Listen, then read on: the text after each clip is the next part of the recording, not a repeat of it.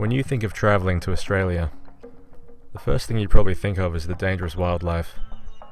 Venomous snakes, crocodiles capable of snapping their jaws with 5,000 pounds of force per square inch, or the potentially fatal, poisonous spiders that are actually present in many contemporary Australian households. And if that wasn't dangerous enough, you have the blistering heat and drought problems that could leave you dehydrated or dead. Fortunately, what I've described couldn't be further from the truth of what you should expect when you travel to this amazing land. Assuming, of course, that you're part of the 99% who will be travelling Australia's coasts. If you're travelling through the outback, then this video isn't for you. Outback living and city living are two very different worlds in Australia, and it's important to understand the difference before travelling here. Hi, my name's Jacob, and I'm filming this in Perth, Western Australia. It's actually the most isolated capital city in the world. So if you came here, you could say you've been to the most isolated capital city in the world.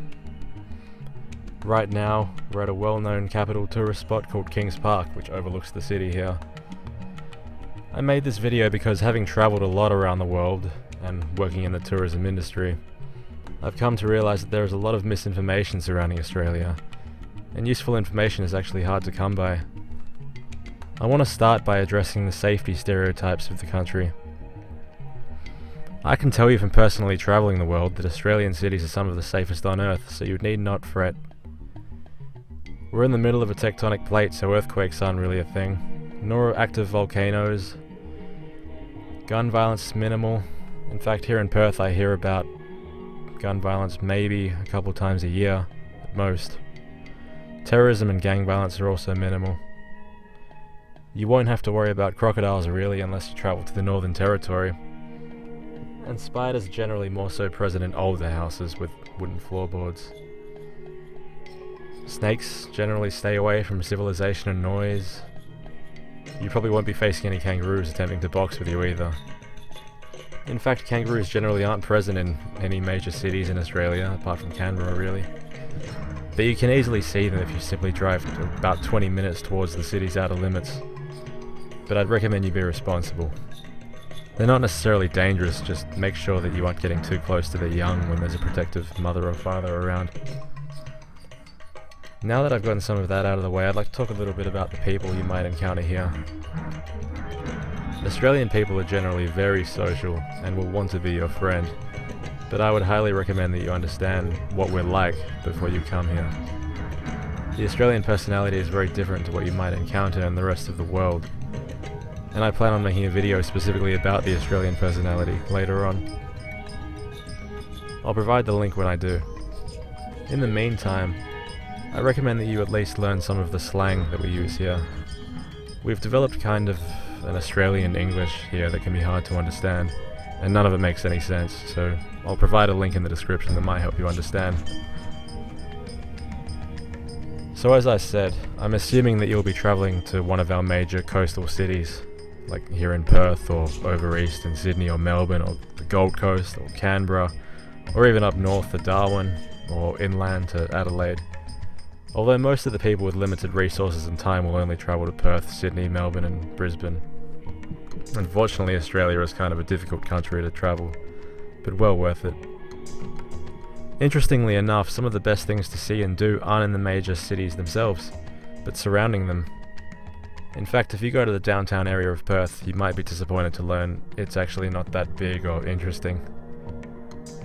For that reason, I'd recommend that you rent a vehicle so you can travel the coast with more ease and stop at some of the sites, which include cliffs, rock formations, jetties, caves, waterfalls and tens and thousands of miles of crystalline beaches. The beautiful thing about Australia is that many of these things are free, with free parking, and it's not difficult to find a picture-perfect beach and literally be the only one there. If you decide to stick to the major cities though, you'll do fine with public transport, walking or cycling. Just do your research, and remember there's a lot of absolutely amazing stuff to see here in Australia, but there's a whole lot of nothing too. Speaking of which, when you come here, the first thing you'll probably notice, besides the great weather, is that Australia is very clean and well maintained. From the roads to the buildings, to the train tracks, to the cars, and that's because the money spent by the government here is usually spent on the cities.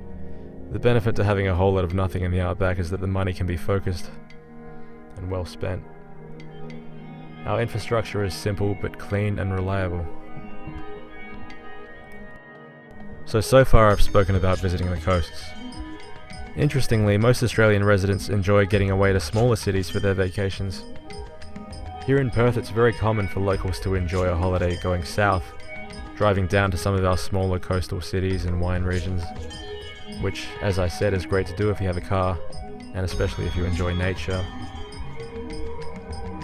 But while you're in the cities, it's much like traveling anywhere else.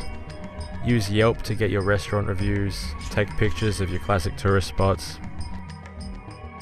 It's worth pointing out that in most countries, when you get out of major cities, things get cheaper. But in Australia, it's the opposite. Things generally are more expensive in rural areas, so I recommend doing your shopping in the cities or surrounding the cities. I highly advise against shopping in fuel stations or truck stops. In Australia, these places are always overpriced. Do your shopping in our local grocery chains like Coles, Woolworths and IGA. I hope this video gave you some food for thought and unconventional wisdom for your visit here to Australia. I tried to give you some advice through the eyes of a tourist. If you're still on the ropes about whether or not to visit Australia, I would highly recommend that you do. The worst part really is the flight. Just do your research on local attractions and also the weather. Remember, our summer can be harsh, and so can our winters. Travel guide Lonely Planet named Fremantle, Western Australia as one of the top 10 places to visit in 2016. Fremantle's only about 15 miles away from Perth. It's easily accessible via bus or train. It's in Fremantle that you'll find the classic architecture and the art scene and the craft beer and the rich culture. Its history actually dates back to 1829. Fremantle Historical Bus Tours is the only bus tour in the area. It's a family-owned business that have been in the area for over 50 years and can let you know some of the secrets and travel advice that you won't find anywhere else. And I mean anywhere. I put a link to our stuff down there in the description. If you'd like to contact me about the tour or any further travel advice for Australia, please don't hesitate to contact us. Thanks.